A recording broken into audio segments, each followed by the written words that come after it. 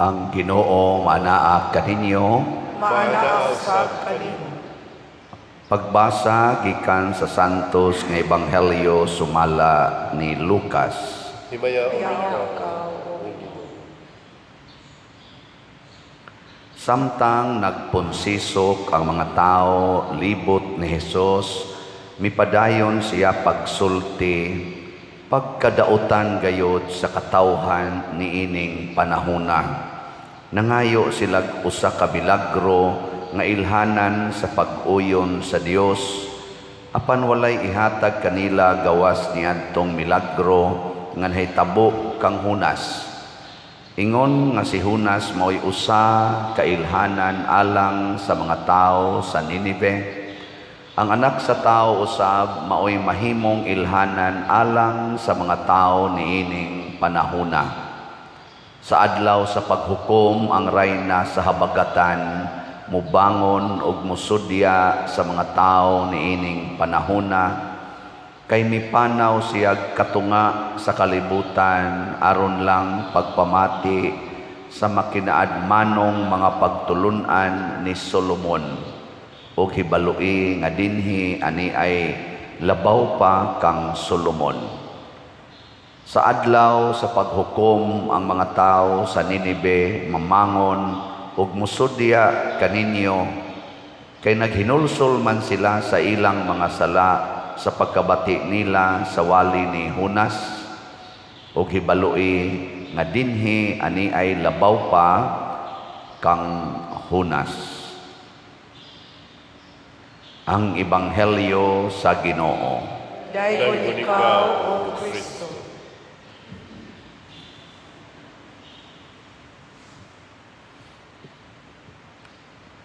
Peligro kaayo ang gisulti ni Hesus nga niingon siya pagkadautan gayod sa katawhan niining panahona. Sa iyaning panahon, pila naman katuig ang milabay. Wa mo kibaw. Kani ba pagsulti niya ani unsa man tong mga tuiga? Mamoy klaro de. Mga tuig 33 na kaning atong Gregorian calendar gibase man ni sa pagkatao ni Hesus nya mga 30, 33 kutob yang edad mao man ang iyang pagwali niya pagsulti niya nga pagkadautan sa mga katawhan ining panahon na mga 33 years old siya ato more or less, or 32, so year 32 or 34, 33. Karong panahon na ug buhi pa si Kristo ug nia pa siya karon, unsa kay iyang isulti? Moingon ka siya pagkabuutan na sa katawhan ining panahon na. Di ka na ba? Lingi ay mong tupad ing na saman. Dautan ka o buutan? Ang utan ba? Kay dugay-dugay na magito niyang gisulti. Ambot og ang iya kang isulti karon moingon ba kasi pagkabuutan, pagkabalaan sa mga katawhan ining panahon na. Kung kamoy patandion panahon ni Kristo o karon, hay may mas buutan katong panahon niya o karon? Panahon niya. Panahon niya? Maayo. Kaya nahibaw mo. Pero katong panahon niya, gilansang biya si Kristo sa krus.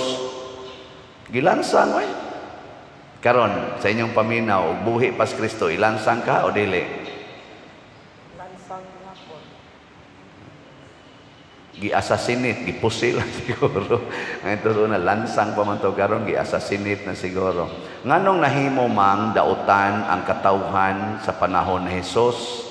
Tungod kay matod pa ni Hesus, nangayo mog milagro. Kining pagpangayog milagro or signs sa presensya sa Ginoo or sa pag-uyon sa Ginoo sa atong kinabuhi, mao ni makapahimo natong dautan, makapahimo natong yawanon. Muna ayaw pangayo og milagro. Ngilingay mong tupad na ginahan kag milagro. Karon ra bang panahon na dayon ra batag Murabag ma-ignite kay ba, madasig ug maayo. Basta naanay milagro. Ano ko mga milagro sa makita nato nga ang mga wheelchair ibilin, ang mga crutches ibilin, ang mga taong giyawaan mo kalitlag kabuutan, kay nawagtang ang yawa, ang mga stage 4 cancer, cancer-free na, ganahan kita na. Mga birhin nga muhilak, mga birhin nga mutubo, mga dancing sun, inana. Ganahan kita na. Anha kita murag matandog. Anha ta diha murag mo focus og maayo nga naagyoy Ginoo kay niani siya. Aw posible man sad. Tinuod man sad na siya tingali. Pero kung anha na ta mo focus unya magsige na tagpangayo os Ginoo ni ana, mahimo gitang dautan. Unsa may gusto ni Kristo, iyang gimensyon ang milagro nga gihimos Ginoo ni propeta Jonas or Jonas. Tulo ka adlaw siya nga didto sa tiyan sa isda. Katong gilabay siya sa dagat, wa siya mamatay tulo ka adlaw didto sud sa tiyan sa isda. Nagibugwak siya balik didto sa baybayon sa Ninive. Ningon si Kristo, paabot lang mo. Doon na niya ipupariha ani nga milagro nga ang anak sa tao tulusad ka adlaw ibutang ilawom sa yuta unya mabanhaw siya. Nahitabo ba na? Wa. Mahitabo. O ayaw na pangitag laing milagro. Nahitabo na ang iyang gisulti. Tinuod na. Ayaw na pagduda bahin ni Kristo.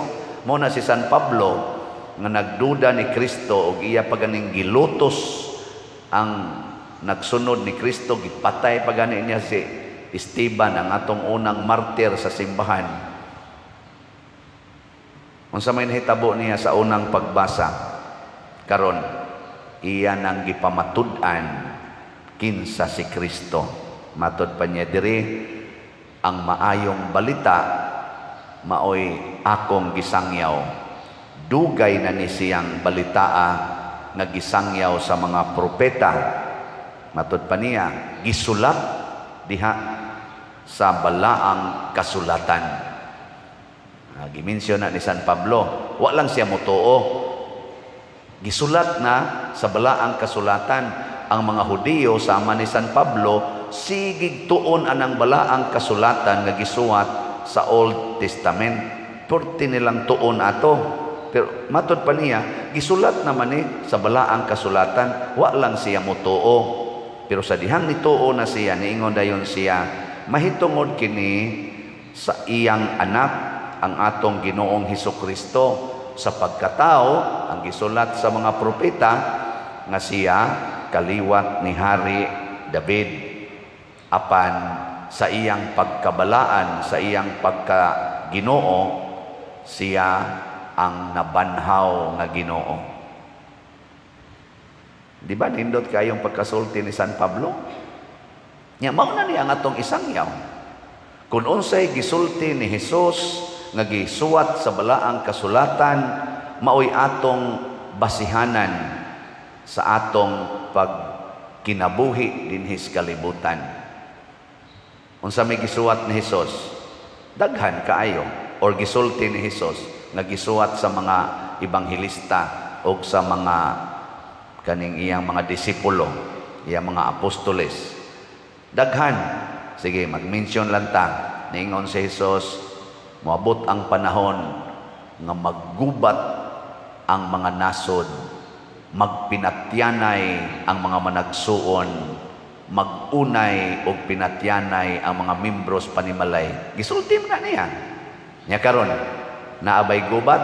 Wa. Naa. Oh. Naabay gaunay nga mga managsuon? Naa. Naa. Ni adin sa ato nanimba maganing uban.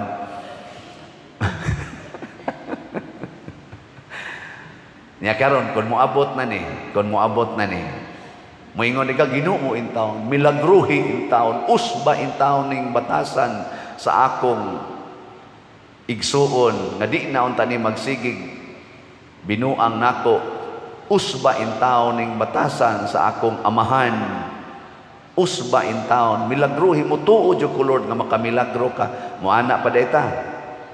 Dili. Ang atong buhaton, gisulti naman ni Hesus, atong pamalandungan unsaon pag-atubang kining maong sitwasyon sa Diyos nun nga pag-atubang. Nya unsaon man? Ang una gyud, biyai ang imong sala. Ni anamaning gubat, way siguro kanus-an mo abot din his Pilipinas, sama sa nahitabo dito sa Israel nga nikalitlag buto-buto, murag 500 or 800 missiles ang gitira ngadto nila, ug naa pagdungan pagyud air, naval ug land strikes. Kalit kaayo, purting daghanang nangamatay, ana lang mga few hours. Way siguro mukalit lang sad na din heron sa San Vicente Ferrer, Paris, Liloan. Nilingay mong tupad. Inagmukalit ni rog buto-buto, makuyawan ka? Ina ba? Kung ana ba, diya mong tupad ba? Mukalit ni rog buto-buto ron, kuyawan ka? Ayaw nagkakuyaw. Nga naman, pangandam. Unsaon man pagpangandam, biyai ang inyong mga sala. Paminaw sa pulong sa Ginoo. Ayaw paminaw ng pulong sa tao. Paminaw sa pulong sa Ginoo. Munang niingon si Jesus, mubangon unya tong rayna sa habagatan, kay mibaktas siya katunga sa kalibutan, aron lang pagpaminaw sa pulong ni Solomon. Pero ni ay pulong dinhi nga labaw pas kang Solomon, kaning atong New Testament, labi na ng Gospels o kanang mga letters, mauna na ang mga pulong o buhat ni Kristo. Paminaw diha. Ay na lang pagsigig ratol-ratol. Nabi tayo magsigig text na ako, magpadapat kuan pader, iwali nga maghinulsol nas mga sala ang mga tao, kay hapit na moabot ang panodya. Nako niya na niabot na. Gasigi na sa gwali ana ang simbahan. Gusto gid siya nga kunuhay siya mo igipakitaan. Siya mo igipakitaan sa Ginoo. Muna nga ako gyud pader, samtang nagampo ko giingnan gyud ko sa Ginoo.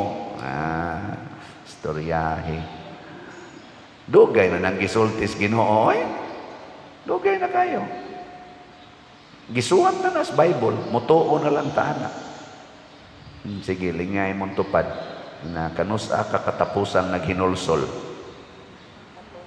Kanang imong pagkalibakira, kanang imong pagkabakakon, kanang imong pagkamalaw-ayon, kanang imong pagka-autocratic, kanang imong pagka-domineering, kanang imong pagkadaling mamalikas, kanus akakatapusang naghinulsol. Kanang imong pagsigig pangabit, kanang sige ninyong premarital sex, kanang pagsigi nimog same sex, kanus akakatapusang naghinulsol. Kanang imong kahakog, siging pangilog kanang yuta, hastang yuta nga gisimintos gobyerno kanang karsada, ilogon pa, parkingan pas imong sakyanan, kanus akakatapusang naghinulsol. Kanang siging linibakay aning mga politicians, siging dinautay bisag managkaliwat o managhigala kaniadto panahos eleksyon, dinautay to the max, kanus akakatapusang naghinulsol. Kanang sige nimong palaygit, sige nimong inom anang pills, sige pang abortion, kanus akakatapusang naghinulsol. Kining siging pangwarta, hastang kulikta, kwartahon pa, kanus akakatapusang naghinulsol. Kana musudya unya kaninyo, matud pa ni Jesus, ang taga Ninive, kaysa pagwali ni Hunas, ang tanan naghinulsol sa ilang mga sala hasta pang ilang hari. Pero kamo, sige mugbasa anang Bible, apil na kang paria ka, kanibang nagwali ba? Wa ka naghinulsol. Kana nabitay kanibang kasing-kasing sa tao kung butang nga Ginoo, makaingon gyud ka nga Imposible. Usbon ako ang mga kababalaghan, inspirasyon sa Ginoo nga mamaligya tag slots. Tungod ining atong sigig baligyag slots sugod atong mga August 2020 hangtod karon, ang tawag na sa mga tao nako Father Slot. Ang akong Fathersiano di na kayo sikat. Father Slot, inikita na mo ipapicture, Father Slot, nako. Ikita na mo bisag asa ko picture Father, palit ang slot ha, nako. Sila no na-attach na gid sa akong naong ang slot. Hangtod magsige na sila ingon ang naong ni Father murag slot. Kaya ang iyang ilong pislat. Ano no? Okay lang. Pero tan-awa ra gud ang nahitabo karon. Unsay nahitabo sa atong parokya, unsay na contribute nato sa Archdiocese in 4-year time. Makaingon ta basta di ay ang Ginoo mo'y musugo, grabe kaayo ang resulta. Nganong nagduko man lang mo? Awa mo to sa Ginoo ni? Oh, di pakpaka na to ang Ginoo na sa man mo. Natanawa, kato lang akong giingon nga ni ay ni biyahe og alas 3 kaadlawon gikan sa ila sakay barko abot dirig mga alas 9 balik lang sa ngadto kay naghatod ra gyud sa disap nga 2 slots. Tagpila ang slots sa atong disap? 500,000. Naghatod og 2 ka slots. Nya balik ra pud siya dito. Gada siya ato kay way bangko dito sa ila nga iyang ma-deposituhan. Ang iyang actual nga investment slot iyang gihatod. Igpapalit to niya sakyanan. Pero iyang gihatod dire. Kay giuna niya ang panginahanglan sa simbahan. Gidasig, naminaw sa pulong sa Ginoo. Wa siya mangitag milagro. Naghimo siya milagro. Ang pulong sa Ginoo nga diha niya naghimog milagro. Maglingo-lingo ko lagi pagsakay niya ngadto sa balhabal padung na uli. Nagtutok ko niya. Anak ko na Ginoo, din ama ni ordinaryo. May lang untag nihatod diri og 2,000. May lang unta. Di ba? Pero nasiyak sa ko pagkagabi last night na ay nag-text na ko, Father, mupalit na sa kog additional 6 slots sa disap. Anak. Ibaw mo kinsa ni siya. Kadtong nipalit og 14 slots nga disap. Iya ko nung kompletohong 20. Ni anak ko, naunsa naman ka? Ni siya, Father, ang Ginoo, doon na gid siya mga pulong nga musulti nato. I hope magpadayon ka sa imong pagsangyaw o sa pagbuhat sa sugo sa Ginoo. Kay daghan pag ipabuhat ang Ginoo nimo. Nako, di pa tingali ko patyon. Pero di sa kumutuon niya. Pero kitang tanan, gisugo kita sa Ginoo. Ako siyang giingnan ako. Aning dapita, di jud ko maluya sa pagtuman sa sugo sa Ginoo. Kay usakas nakadasig nako kay di nako katuo aning imong gibuhat. Utro sad ka nagigamit sa Ginoo in material way. Pero di sa nimo gawas ning iyang material nga gihatag nato kaning financial. Tiaw mo bunay 20 slots sa disap ang iyang gi-share nato.